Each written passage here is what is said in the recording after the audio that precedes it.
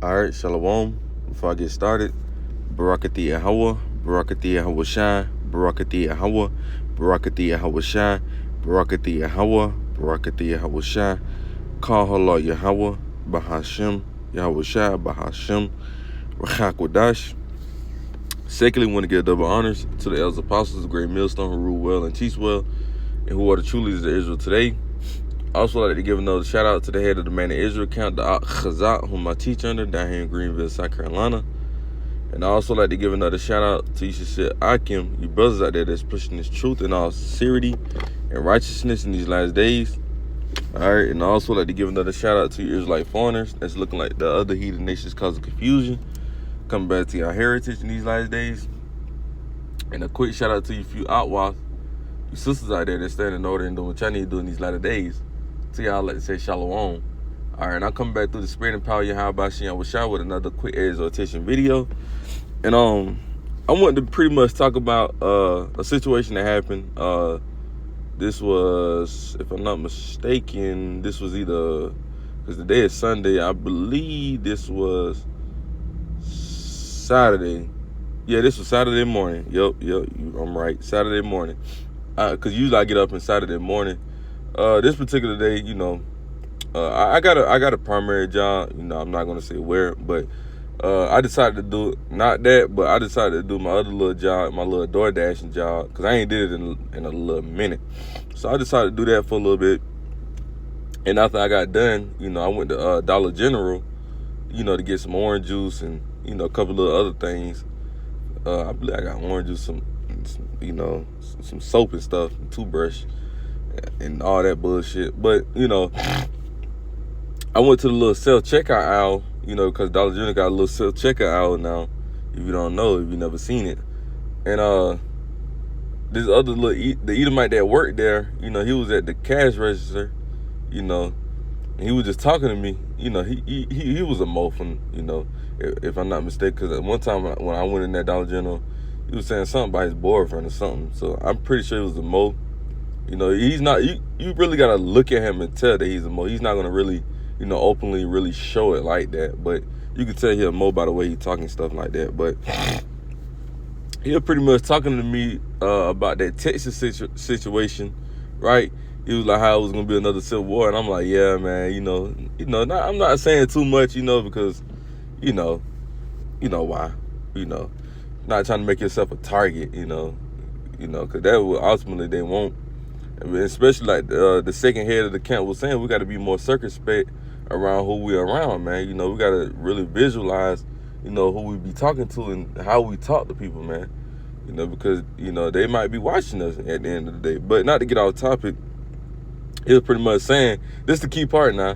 He was pretty much saying how he was telling me how him and one of his homeboys or whatever was saying for the longest how, it was going to be a destruction that was going to come, or a collapse that was going to come. But the thing was, he said, we don't know how it's going to be built back up. And I'm like, in my head, I'm not saying that. I'm like, yeah, man, you're right. I don't know neither. Not knowing damn well, I know this place ain't rising back the fuck up when it crumbles, man. That's the point I want to do the video on. It's going to be a short little video. But when he said that, man, I was like, that's a video right there. Because that's what these people think. They think just because Babylon failed many different times, like the Great Depression, all that bullshit, 9/11, all that bullshit, they think it's going to rise back up, not knowing that this is it for America. When America hit, when America fall, speedily, man, that's it.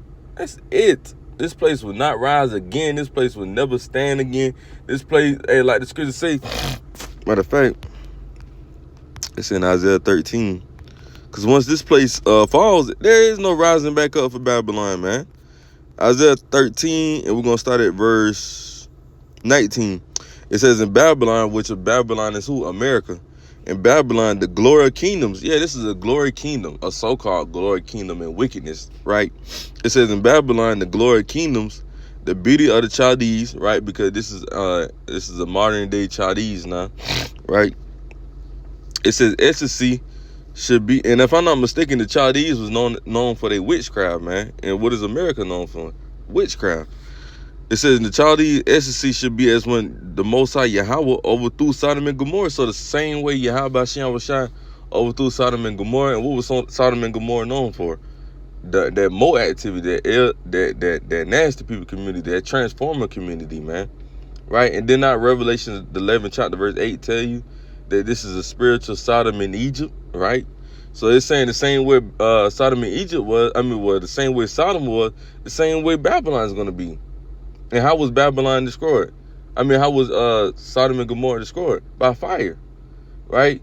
And how is America going to be destroyed? By fire. World War III, and also when Yahweh Shah come with the chariots, man, with the angels. And then,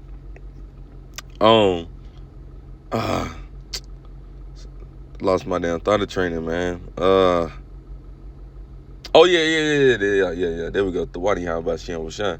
And another thing too, that's how we know it's not talking about ancient Babylon, right? Is because ancient Babylon wasn't destroyed by fire. It wasn't. Look it up, because modern day Babylon is Iraq, right? So, and Iraq wasn't destroyed by fire, and we're going to furthermore prove that. Verse 20 says, "It should never be inhabited, neither should it be dwelt in from generation to generation. Neither should the Arabian pitch tents there, neither should the shepherds make their fold there.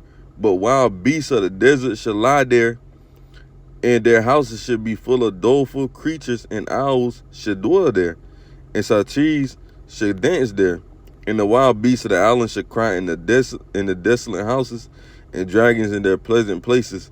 And her time is near to come, and her days should not be prolonged." You see, so that's how we know this is not talking about ancient Babylon, because, like I said, it should never be inhabited again, right? Ancient Babylon is still being inhabited, which is Iraq. So that's how we know this is a future prophecy. And they say this goes for Babylon, so Babylon would never rise again. For that Edomite that was at Dollar General that was saying that. Saying we knew, he's talking about something, we knew this place was going to fall, we just ain't knew how it was going to be built back up. It ain't. I didn't tell him that because of, reasons. I don't want him to be like, what do you mean it's not going to, what I'm saying? Then he start looking at me and trying to do research on me and shit like, nah, man. You can't make yourself a target. You behind enemy lines, man. You got to try to blend in the best way as possible. So let's go to 2nd Esdras chapter 6, and we're going to start at verse 7. It says, 2nd Esdras 6 and 7, it says, "Then answered I and said, what should be the..." Salakia, put this on mute. It said, "Then answered I and said, what should be the parting asunder of the times? Or when should be the end of the first and the beginning of it that follows?" So Esdras is asking, what's going to be the end, what's going to be the beginning of it that follows, right? So you drop down to verse 8. It says, "And he said unto me, from Abraham and to Isaac, when Jacob and Esau were born," when Jacob and Esau were born of him, Jacob's hand held first the heel of Esau, and that was symbolic of Jacob taking Esau out of power by Yahweh Shai.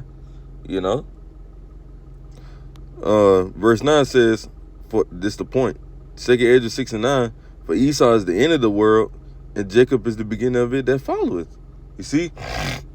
Slakia. It says, "For Esau is the end of the world, and Jacob is the beginning of it that follows." So once Esau fall out of rulership, out of power, that's it. That's it. There is no rising back up for them. There is no let's build America up again. There's no let's make America great again. No, there's none of that, man. Once this place fall, that's it. The Lord gonna translate that kingdom over to the Israelites, and that's gonna be our kingdom for eternity, man. And that's what we're waiting on. This place ain't about to rise again. I'd be damned if this place rise again, man. I would be damned. You tell them we gotta go through another America's captivity, right? And matter of fact, what the scripture saying, Mark. Let's get that real quick.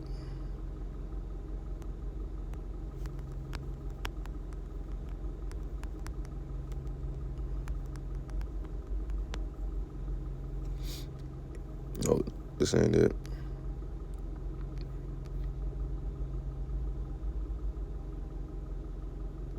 Yeah.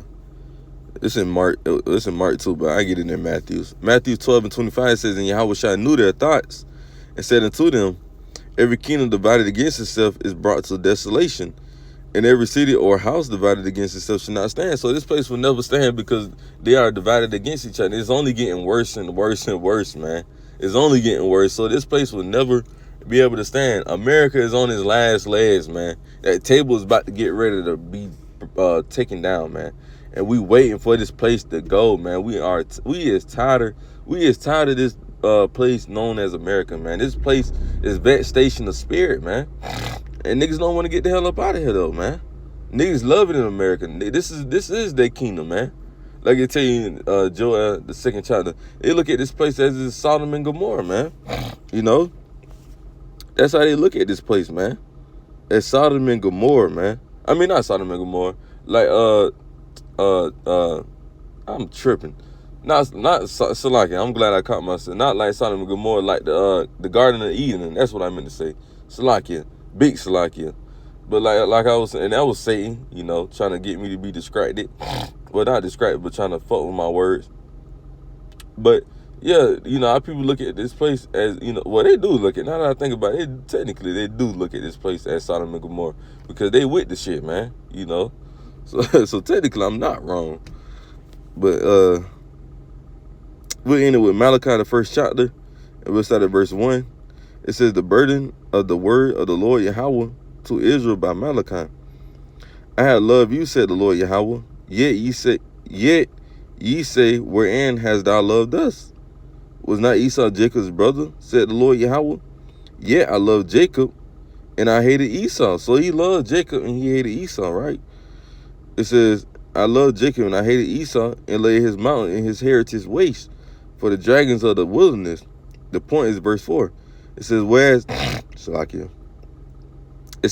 Edom said, we are impoverished, right? And that word impoverished pretty much means brought low, right? It says, whereas Edom said, we are impoverished, because this was the time, you know, when they was dwelling in the caves, you know, they fell from rulership, right? The pagan Roman Empire fell, right? It says, whereas Edom said, we are impoverished, but we will return and build the desolate places. The desolate places are what? America, right? They built this place up through who? Jake, you so-called Negroes. It said, thus said the Lord Yahweh of hosts, they shall build, but I will throw down. And they should build, but I will throw down. And they shall call them the border of wickedness, and the people against whom the Lord Yahweh had aimed the nation forever, man. You see, the Lord said they shall build, but I will throw it down. Yeah, they built this place back up, but guess what? The Lord said he's gonna throw it down. Ain't no rising America back up and then, you know, that's it. No, hell no. And if they did try, guess what? The Lord's gonna throw that bitch right back the fuck down, man. Because this place ain't prophesied to rise back up. Once it falls, that's it. It's over with. It's done. Esau don't think about another kingdom, another rulership. You had 3 times the rule, right? The Greeks, the Romans in America, you done had 3 times the rule, man. You done. Your time is it. 3 strikes, you're out. You know. So yeah, man, that's pretty much all I had. You know, I want to, you know, land on that situation that happened, you know. So Lord willing, this video was edifying. We're going to close it out with giving our praises and glory to Yahweh, Bahashem, Yahweh Shai, Bahashem, Rachak Wadash. Shalom until the next time. Shalom.